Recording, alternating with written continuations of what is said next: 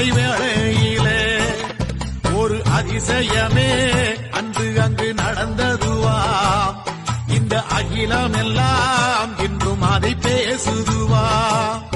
ஒரு அதிசயமே அன்று அங்கு நடந்ததுவாம். இந்த அகிலம் எல்லாம் இன்றும் அதை பேசுதுவாம்.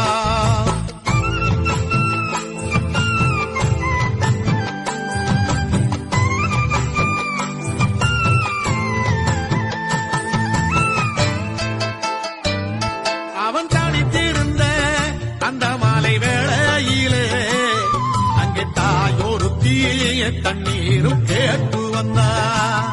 அவன் தனித்திருந்த அந்த மாலை வேளையிலே அங்கே தாயோருத்தி தண்ணீரும் கேட்டு வந்தான். தாகம் தீர தண்ணீரை போடு